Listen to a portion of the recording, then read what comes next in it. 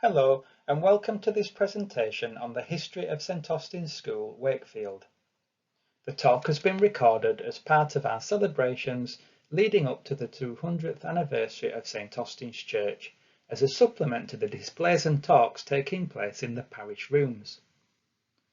In this presentation we'll be exploring the development of the school, and we'll also talk about the Sisters of Charity of St Paul who ran the school for the first century of its existence. If you're interested in St Austin's School, we'd also encourage you to look at the Facebook page I Went to St Austin's Infant and Junior School in Wakefield, where photographs and memories of the school are posted.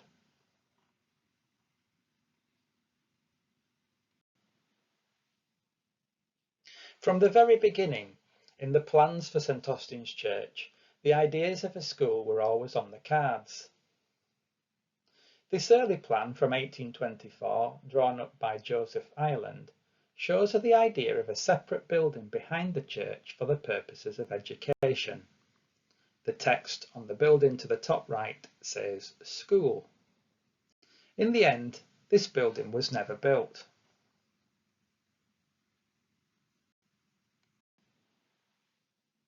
This is a plan drawn in 1828 by Father Morris, the first rector of St Austin's, when he moved in 1828. It shows the finished building as he lived in it. You might be able to make out the wording on the plan. The building at the top right, which in Ireland's plan identified as school, is now a wash house. However, in the numbered bullets beneath the plan, Father Morris has written as point 4, under the chapel are schoolrooms. In 1838, the Bishop's visitation report showed 45 children attending this school, 20 boys and 25 girls. Newspaper reports show them taking part in Queen Victoria's coronation procession in Wakefield in the same year. In the 1841 census, we see a John Cope listed as schoolmaster, aged 25 and living next to the church on Wentworth Terrace. However, it is Father Jarrett, the second Jesuit rector, who gives us the first most comprehensive reference when he writes to the bishop in 1848. I have an average attending my school about 60. The accommodation is good, a large boarded room under the chapel. I have a schoolmaster, but no schoolmistress. The schoolmaster is a lay person and a married man. The 1851 census names the schoolmaster as Mr. James Newnham, who by then must have taken over from John Cope.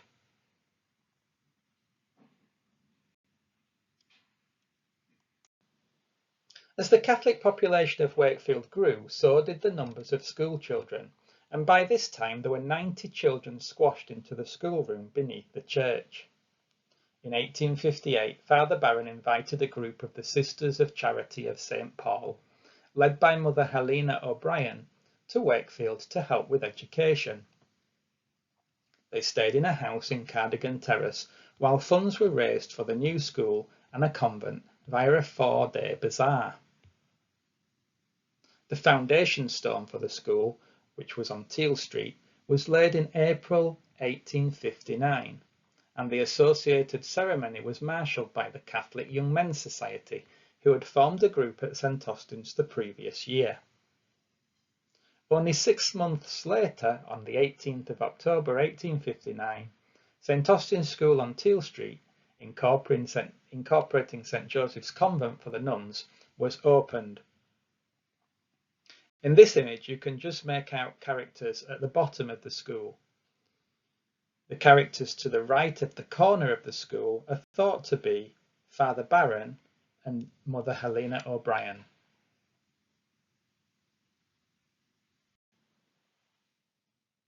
These are the plans for the original school building. It was separated into 3 main sections.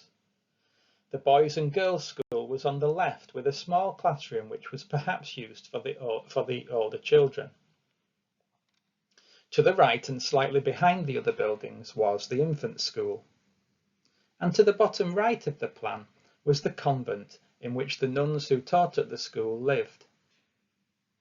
We even know the names of the first 4 nuns who taught at the school and lived in St. Joseph's Convent. Mother Helena O'Brien was accompanied by Sister Emerentia O'Brien, Sister Alphonsus O'Connor, and Sister Stanislaus Gorman. You'll notice that these are all Irish surnames, and this was no doubt popular with the huge number of Irish Catholics who were arriving in Wakefield from Ireland, seeking work, and sending their children to this new school.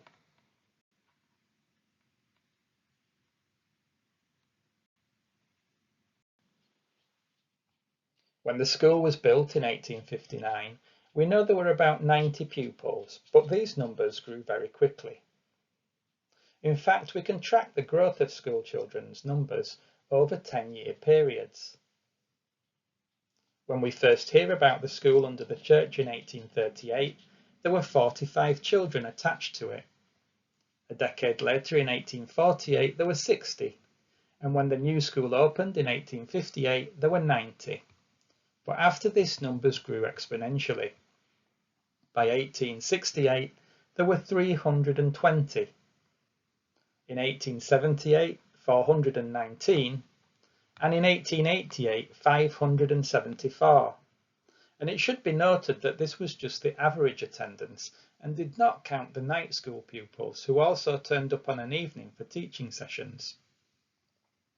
Clearly, the old school buildings would not be big enough for long.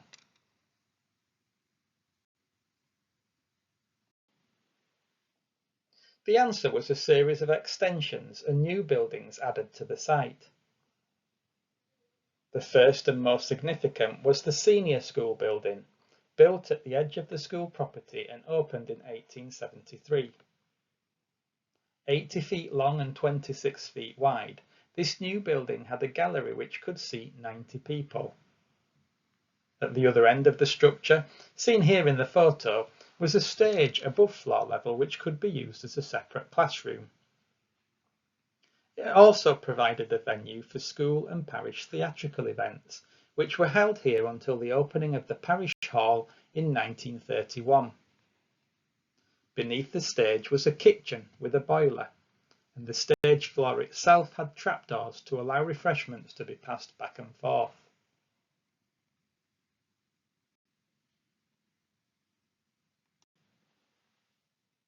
The end of this new senior school building had an unusual appearance because the deed stated that any building erected at the edge of the property had to have rounded corners. As a result, the edge was said to resemble a bishop's mitre, and the rumour circulated that this was deliberate, although it was not. At the top of the building was a large stone cross, shown here on the picture of the disused school in the late 1960s following a fire attack. The cross was rescued and erected above the new St Austin's Junior School, but sadly it was destroyed by vandals during the 1980s. A stained glass window from the convent had more luck. This was placed in the infant school reception area and survives to this day.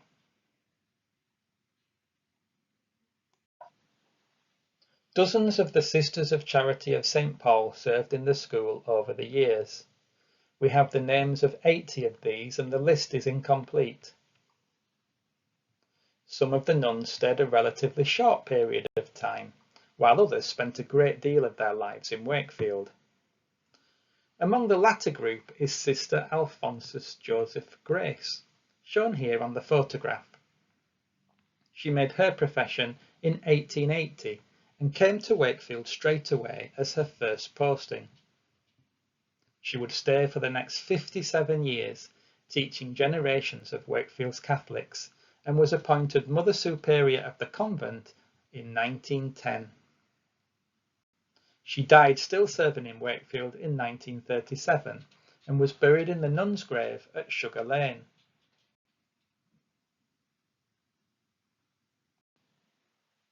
Another important character was Sister Agnes Gertrude Gilhooly, known as Sister Gertrude.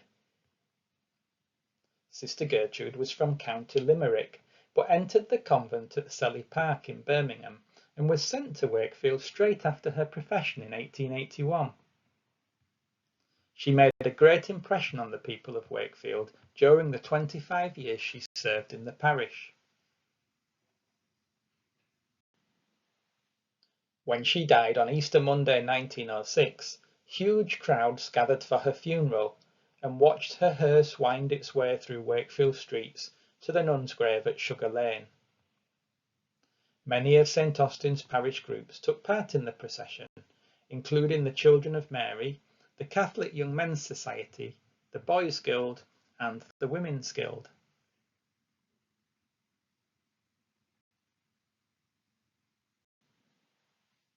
One name which many older parishioners remember well is that of Mother Maria Peer, shown here flanked by St Austin's school children and with Monsignor Thompson in the background.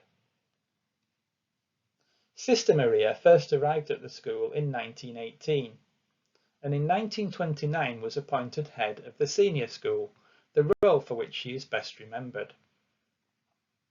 She was also appointed head of the convent and became Mother Maria Peer, a role she held for nearly 30 years until the order finally left the parish in 1957. Of course, as the school began to grow, a small number of nuns was not going to be sufficient to teach the children alone.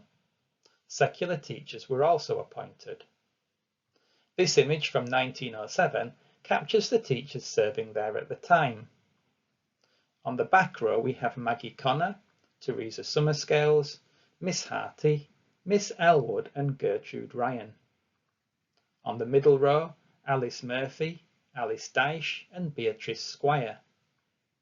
And on the front row, Winifred Mary Bothwell. Alice Dyche, in the middle with the black dress, was another long-serving teacher who spent her entire 45-year career teaching at the school from 1887 until 1932. Her friend Alice Murphy taught in the school for 25 years between 1893 and 1918.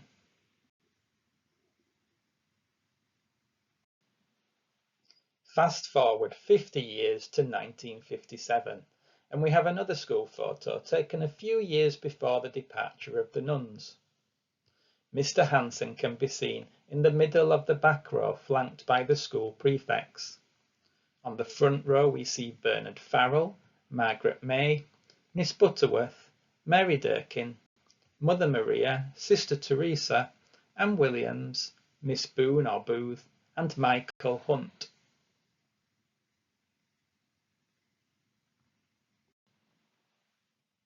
By the 1960s, the school buildings were over 100 years old and showing their age. Originally built for about 100 children, there were now many times that attending the school. In addition, the school leaving age had risen to 15 in 1947 and with plans to raise it to 16 in the 1970s. Forward planning was necessary, and it was decided to replace the dilapidated school complex with two new sites: an infant and junior school, which would retain the name of St Austin's. This would be built on Back Duke of York Street. A new secondary school taking children from St Austin's, English Martyrs and St Ignatius Ossett would be built in Sandal.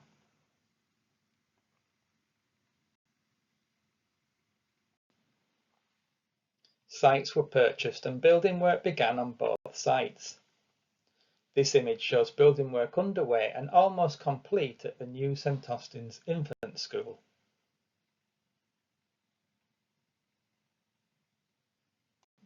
While this image shows St Thomas a Becket under construction in Sandal.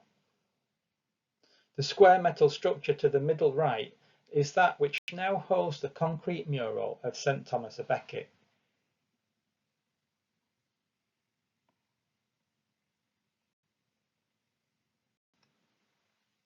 Before we finish, we can take a look at a couple of pictures of some of the teachers from the 1950s and 60s onwards. First of all, head teacher John DeChute with his junior school teachers during the 1960s.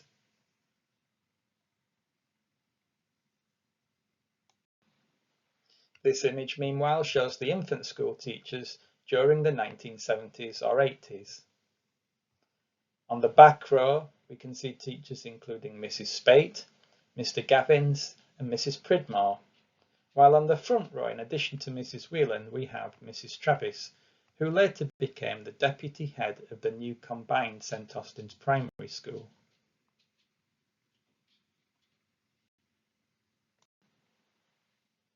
And from 1989 we have this picture of Mr. Rafferty, headmaster of the junior school, with some of his teachers, including on the back row Mrs. Hawcroft and Mrs. Kitchen, and on the front row Mrs. Mullins, Mrs. Woolley, Mr. Martin and Mrs. Hyatt.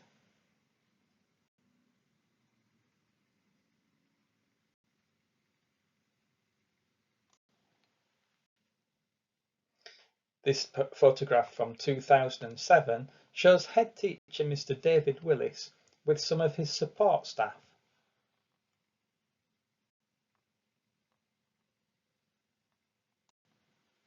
And future head teacher Mr. Kevin Flood with his class around the same time.